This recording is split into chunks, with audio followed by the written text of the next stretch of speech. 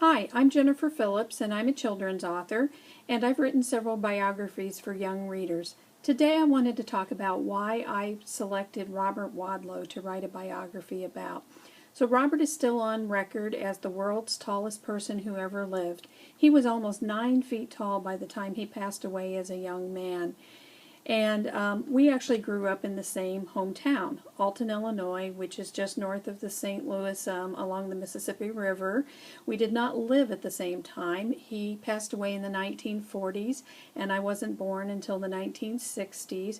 But all of the school children in the area learn about Robert while they're growing up. So he's well known, at least in the region, and actually, especially with the internet these days, he's pretty well known around the world as well.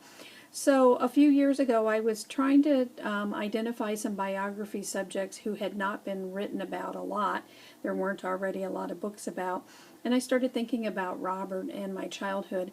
I was really surprised when I did the research to find out there was no contemporary biography on Robert for kids to learn about him.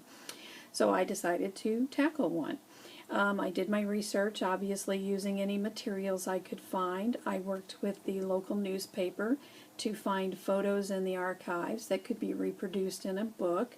And one thing that really surprised me to learn is that a lot of his personal belongings and a lot of primary source information about Robert had been destroyed. This was by his family after his death. And the reason for this is because they were so protective of Robert. He grew up with a very loving, supportive family, and that was really critical because he was not always treated with respect. This was a time in history when people who had these types of physical differences were often invited to participate in circuses or freak shows. So while some people were very supportive and helpful with Robert, not everybody was. After his death, his family was worried about his belongings, especially falling in the hands of somebody who would not handle things well. And so again, a lot of information and a lot of artifacts were destroyed, and those have been lost to history.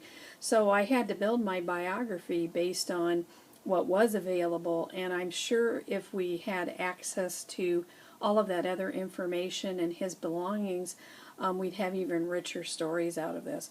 But Robert was known for being very patient and friendly. He was a little bit shy, but he was a warm personality, and again had an amazing attitude for how he coped with all of the attention that he got and his navigating the world. And I think that's something we all can learn from. We all have challenges of some sort, and just to keep in mind that it's how we look at things and how we decide to cope with things can make a huge difference in the quality of our life. Anyway, I find Robert Wadlow to be very inspirational and his story very informative. I hope you will too. If you haven't looked at the book yet, I hope you'll give it a try and let me know what you think about the biography and what you learned from Robert Wadlow's life. Thank you.